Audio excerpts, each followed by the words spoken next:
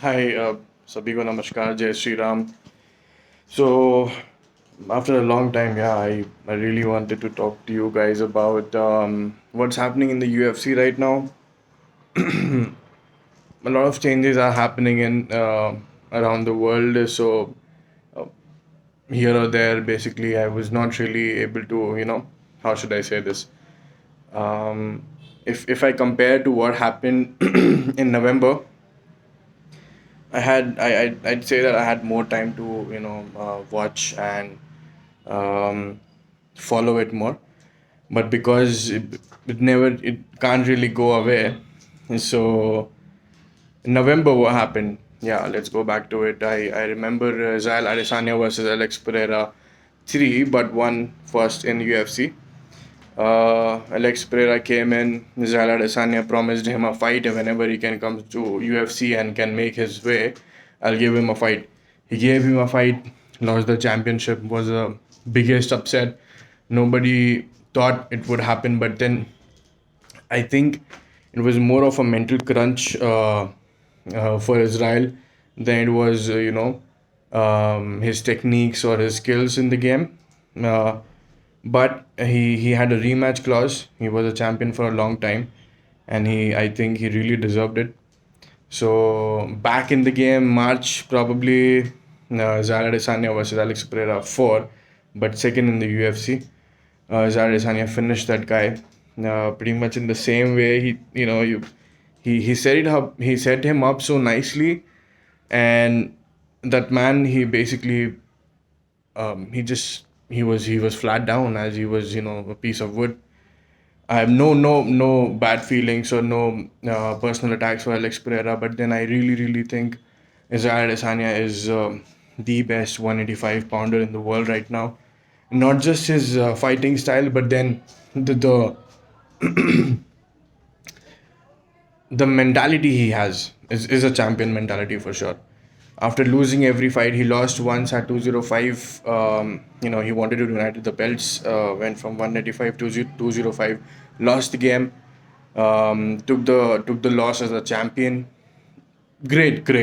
I mean, and when he won this fight, you should watch this guy was on top of the world. He was feeling like a king probably of the world and be like people earth. So I genuinely want to experience what he was experiencing at that point of instant because he said, which is very true, you can't feel something so deeply other in case you have not given yourself so deeply into something. So um, whoever I do not have a huge following right now, and I know that a lot of people won't be watching this, and I have also not, how should I say this, but not succeeded at the point or the potential I would want to right now, but then it's not far away. um, Whoever wants to do something in life has to go through a certain points wherein it breaks you down. It's like it's you tend to stop enjoying it at all. I mean, there comes a point wherein you feel like, is it for me? Am I really able to do this, or will I really be able to make it? But then the only thing that can stop you is yourself. The only thing that will make you also is yourself. So cutting down the philosophy right now. um, let's save it later, like Shahrukh Khan said, थोड़ा पैसे कमा लो फिर philosopher बनना, तो let's do that. All right. What's happening in the UFC right now? 155, nothing much. Islam Makhachev defeated Alexander Volkanovski, which I thought is a very disputed decision, but then um, UFC would want Islam to win because that's how the money comes in. But then it wouldn't have been a huge loss in case Volkanovski was given the fight. But then, yeah, let's okay. 155, Islam again is a champion, and he is believed to be the successor of Khabib, but then I think he has a better striking game, and he also wants to move up and go to 170. See, so I think I've said it before and I'll say it again. The plan that Khabib and team has for Islam is That 155 championship, he goes on to 145. He defeats Alexander Voskanaski because I think he hasn't finished him. The finishing a guy and getting a split decision is a different thing. Knockout also is not a finish. I think choking is a finish. So I'd say he goes on to 145, fights Alexander again, defeats him, and then go up to 170. And because all of these three guys are wrestlers, the 170 guy we have is also very very good. I like him. He's British. You can find out who is in case you don't. You can come back to me. Now, what interesting thing is happening around is Aljemin Sterling, basically the guy who won the championship not in the right way. He was kneed while he was also on the ground and was kneeing. So basically घुटने पे था बंदा जो सब उसने दूसरे वाले बंदे ने घुटने मार के फिनिश करने की कोशिश की which is illegal and is not a move. So he was given the championship, not the right way to become a champion. But then I really believe after defeating Peter and all of these guys, I think he has become the champion he wasn't. So however it comes to you, if it comes to you, it comes to you. So he defeated Peter Yan. Peter Yan also had his shoulder dislocated, but is a legend, will always be a legend of the game. And then he fought Henry Cejudo now. The guy calls himself a triple champion. He is a champion for sure. So he came back into UFC after 3 years.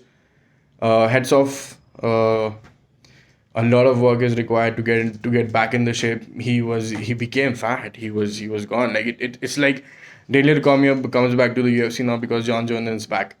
If you know, you know. So yeah, Henry came back. He had a few exchange of words with Sean O'Malley as well, and then Sean O'Malley was also like, you can come, you can get it at any time. I think Henry, the plan he said was to get the championship, go up and go to Sean O'Malley. Sean O'Malley is the money fight of the division for sure. I'd say the champion Aljemin was fighting, and Aljemin and Henry were fighting each other to get a fight to Sean O'Malley. That's what he said, and I think he's right. Because again, Aljemin might be the champion, and he's been a great champion. I like him a lot. I respect him now. But then, let's accept the fact that he's not the money fight of the game. I mean, he's not for money fight of the division yet. So Sean O'Malley is, and these guys definitely would want to fight him and get some money in. So I think Aljemin now would face Sean O'Malley and go up to, I don't know. I don't think he's changing divisions. But then Henry, he wanted to defeat Aljemin, then get through Sean O'Malley, and then get to Alexander Volkanovski. So Alexander is still the pound for pound king, I'd say, and I don't think it is going away from him anytime sooner. Yeah.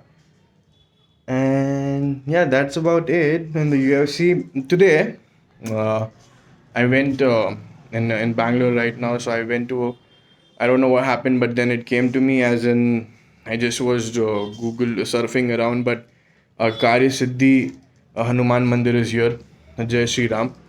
Um, it said that it just takes 16 days for Bajrangbali here to fulfill your wish.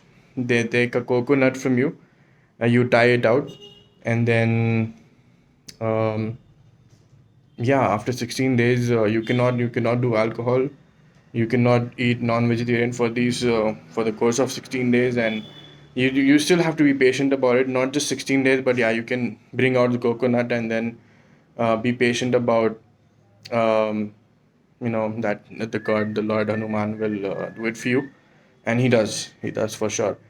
So I went there for the first time, my first um, good visit, I'd say, in Bangalore in terms of religion, and then it was a different experience, guys. I mean, I would definitely recommend you to go in case you have not gone there yet.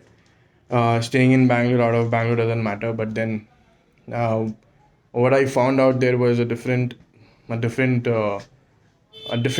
a different peace, I'd say, which I definitely seek and I love. Uh, I didn't have to ask anything from him today because I think he's given me a lot already, and he'll be definitely with me for my life, hopefully. Jai Sri Ram. But then, yeah, the next time I visit them, I'm hoping I would do the Karya Siddhi. Also, I'm a rookie in Kannada right now, so I don't understand what the Pandits tell you in Kannada, so I'll probably grab one of my Kannada friends and then go there. So that's about it for today. And if you are new here, please subscribe. And if you have any questions about anything, the plan is to start doing podcasts with people. It has been a plan since long time. I know. In case you have met me, I've told you this. Hopefully, very very soon I should have a setup, and then the first guest, and there's how it starts. Hopefully, so hopefully soon. And Jai Shri Ram.